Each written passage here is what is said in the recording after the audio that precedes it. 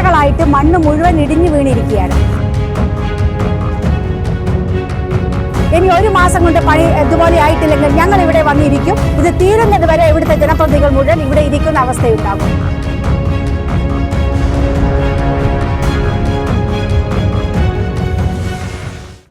ദേശീയപാത നിർമ്മാണ പ്രവൃത്തി പുരോഗമിച്ചുകൊണ്ടിരിക്കുന്ന മുക്കാളിയിൽ വീണ്ടും മണ്ണിടിച്ചിൽ.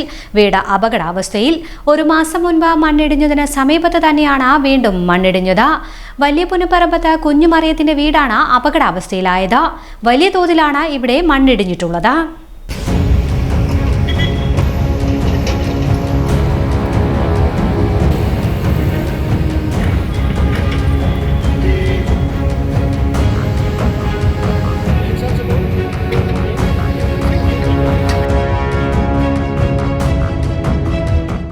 രാവിലെയാണ് ആ സംഭവം. വീടിന്റെ മുറ്റത്തുൾപ്പെടെ വിള്ളൽ വീണിട്ടുണ്ട്. വീട് അപകടാവസ്ഥയിലാണ്. വിവരമറിഞ്ഞ കേക്കിരമ MLA, അഴിയൂർ ഗ്രാമപഞ്ചായത്ത് പ്രസിഡന്റ് ആയിഷ ഉമ്മർ ഉൾപ്പെടെയുള്ളവർ സ്ഥലത്തെത്തി. നിർമ്മാണ കമ്പനി ഉദ്യോഗസ്ഥരുമായി ചർച്ച നടത്തി. മുക്കാളിയിൽ വീണ്ടും മണ്ണിടിഞ്ഞിരിക്കുകയാണ്. 2 വർഷം മുന്നേ ഇവിടെ മറുഭാഗത്ത് മണ്ണിടിഞ്ഞു വീണ് സോയിൽ നെയിൽ ചെയ്ത ഭാഗത്ത് അത് നമ്മൾ അപ്പോഴേ അവരോട് അത് റീടൈൻ വാൾ ചെയ്യണമെന്ന് ആ സമയത്തെ ആവശ്യപ്പെടുകയാണ്. അത് ആ മണ്ണ് പോലും ഇപ്പോഴും നീക്കം ചെയ്യാതെ അത് അവിടെ തന്നെ നിൽക്കുകയാണ്. അതിൻ്റെ മറുഭാഗത്താണ് ഇപ്പം ഇന്ന് രാവിലെ 7 മണിക്കാണ് വലിയ കട്ടകളായിട്ട് മണ്ണ് മുഴുവൻ ഇടിഞ്ഞു വീണിരിക്കുകയാണ്. വലിയ അപകടമാണ് ഇവിടെയുള്ളത്. തൊട്ടു മുകളിൽ ഒരു വീടുണ്ട്. ആ വീടിൻ്റെ മുറ്റം വരെ ക്രാക്ക് വീണിട്ട് അത് ഏത് സമയവും ഇടിഞ്ഞു വീഴാൻ പാകത്തിലാണ് ഇപ്പോൾ അത് നിൽക്കുന്നത്. ഇവിടെ പണിയെടുക്കുന്നുണ്ട്. നേരത്തെ നമ്മൾ ആവശ്യപ്പെട്ടതാണ് ഇത് റീടൈൻ വാള്. പക്ഷെ പണി 4-5 ആളെ വെച്ചിട്ട് വളരെ സ്ലോലി പണിയെടുത്തത് കൊണ്ട് തന്നെ ഇവിടെ ഒന്നും നീങ്ങുന്നില്ല. ഇത് നമ്മൾ നിരന്തരമായി ആവശ്യപ്പെടുകയാണ്. പക്ഷെ ഒരു നടപടിയും ഉണ്ടാകുന്നില്ല. ഇതാരോടാണ് പറയേണ്ടത്? ഇത്രയും ഇങ്ങനെ മണ്ണിടിഞ്ഞു വീഴുന്ന ഭയങ്കര ദുരന്തമായ അവസ്ഥയിലുമായിട്ട് പോലും ഇതിന് ശാശ്വതമായ പരിഹാരം ഉണ്ടാകുന്നില്ല. 100 കണക്കിന് കൂടുതൽ പണിക്കാരെ ഇട്ട് ഇത് പെട്ടെന്ന് പണി പൂർത്തിയാക്കാൻ ആവശ്യമായ നടപടി ഉണ്ടാകണം. അതാണ് ഞങ്ങൾ ആവശ്യപ്പെടുന്നത്. പണി നിർത്തിവെക്കാനല്ല ഞങ്ങൾ ആവശ്യപ്പെട്ടത്. കൂടുതൽ പണിക്കാരെ ഇട്ട് പണി വേഗം പൂർത്തിയാക്കി ഈ റീടൈൻ വാൾ ചെയ്ത് അതിനെ മണ്ണ് ഫില്ല് ചെയ്ത് ആ വീട് ഉൾപ്പെടെ ആ പ്രദേശങ്ങൾ സുരക്ഷിതമാക്കണം. അതിനുള്ള അടിയന്തര നടപടി ഉണ്ടാകണം. ഇതിങ്ങനെ പറഞ്ഞ് ഇവിടുത്തെ ജനപ്രതിനിധികൾക്ക് മടുത്തു.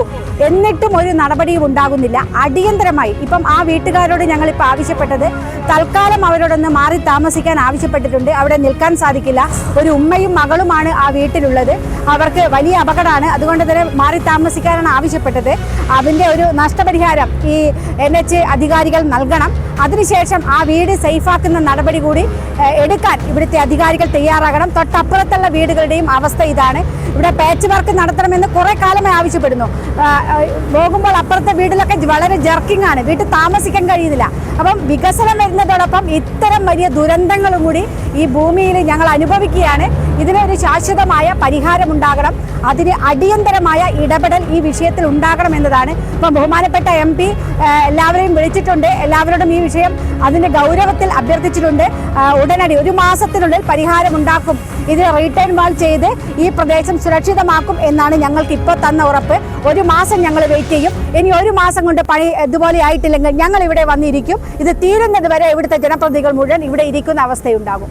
രാത്രികാലത്താണ് ഇവിടെ നിർമ്മാണം നടക്കുന്നതെന്നാണ് വീട്ടുകാർ പറയുന്നത്. 2 വർഷം മുമ്പ് ഇതിന് എതിർഭാഗത്തും വലിയ രീതിയിൽ മണ്ണിടിഞ്ഞിരുന്നു. അന്ന് വലിയ രീതിയിൽ പ്രതിഷേധവും ഉണ്ടായിരുന്നു. അദ്ദേഹം പണിയെടുക്കുന്നുണ്ട്. അതേ രാത്രിയാണ് പണിയെടുക്കുന്നത്. നമ്മളാണുങ്ങളൊന്നും ഇല്ല ഇവിടെ. പെണ്ണുങ്ങളായിട്ടും നമുക്ക് നോക്കാൻ പറ്റില്ലല്ലോ. ബേജാറ് കൂടിയിട്ട് ഇന്നലെ ഇങ്ങനെ നിൽക്കുന്നുണ്ട്. അഞ്ഞ പ്രാവശ്യം തൂണിടിഞ്ഞായിരുന്നു തന്നെ ഒരു ബേജാറിയാലും. അതുകൊണ്ട് ഇനിയിപ്പം പിന്നെ ഇടിഞ്ഞ് വീണ് ഇനിയിപ്പം ഇങ്ങനെ താമസിക്കുക. അതിൻ്റെ പരിഹാരങ്ങളെല്ലാം കാണണം. നമുക്ക് ഒന്നും ചെയ്യാൻ പറ്റില്ലല്ലോ. നിങ്ങളെല്ലാം എല്ലാം ചെയ്തു തരേണ്ടത്. പിന്നെ നാഷണൽ ഹൈവേയുടെ വികസനവുമായി ബന്ധപ്പെട്ടിട്ട് ഒരുപാട് സംഭാവന ചെയ്ത കുടുംബമാണിത്. എന്താ വെച്ചാൽ ഇത് 3ാമത്തെ ഘട്ടത്തിലെ സ്ഥലമെടുപ്പാണിത്. അപ്പം നേരത്തെ നമ്മുടെ സ്ഥലം 10-40% ഇത് വിട്ടുകൊടുത്തതാണ്. അപ്പം ഇപ്പോൾ എന്താ കാര്യം വെച്ചാൽ ഇപ്പോൾ ഈ ജനാധിപത്യ രാജ്യത്ത് ജീവിക്കുന്ന നമ്മൾ ഈ അധികാരികളുടെ ഈ അനാസ്ഥക്കെതിരെ പ്രതിഷേധിക്കേണ്ടതിന് വലിയൊരു സങ്കടകരമായ കാര്യമാണ്. ഇത് നമ്മൾ എടുത്തിരിക്കുന്ന ഉദ്യോഗസ്ഥന്മാരും ഗവൺമെൻറ്റും ഇത് ബന്ധപ്പെട്ട ആൾക്കാരൊക്കെ വളരെ കൃത്യമായിട്ട് ജനങ്ങൾക്ക് വേണ്ടി ജനങ്ങളുടെ സൗകര്യത്തിനനുസരിച്ചിട്ട് വികസന പ്രവർത്തനം ഏർപ്പെടുത്തേണ്ടതാണ്. ഇതിപ്പം ഏത് രീതിയിലാണ് വികസനം എന്ന ഒരു ധാരണയും ഇവിടുത്തെ പഞ്ചായത്ത് പ്രസിഡന്റിനില്ല, MLAക്കില്ല, ഇവിടുത്തെ ബന്ധപ്പെട്ട ആളുകൾക്ക് ആർക്കുമില്ല.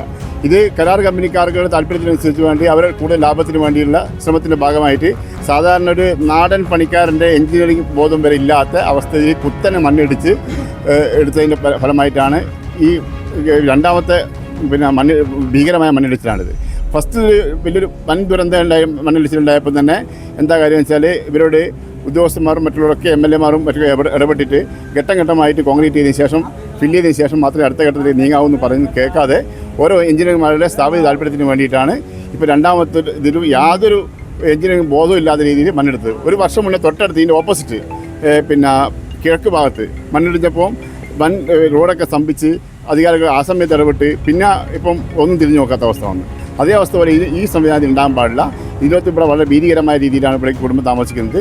അവരെ മാറ്റി താമസിപ്പിക്കാനും അതിനുള്ള സാമ്പത്തിക ചെലവ് കൊടുക്കാനും ഈ സ്ഥലം അക്വയർ ചെയ്യാനുള്ള ശ്രമത്തിൻ്റെ ഭാഗമായിട്ട് നടപടി അധികൃതർ മുന്നോട്ട് പോകാനാണ് ഈ കുടുംബത്തിൽ പറയാനുള്ളത്.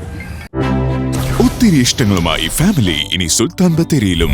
ഫാമിലി വെഡിംഗ് സെന്ററിന്റെ ഏറ്റവും പുതിയ ഷോറൂം നവംബർ 8-ന് ബത്തേരിയിൽ പ്രവർത്തനം ആരംഭിക്കുന്നു.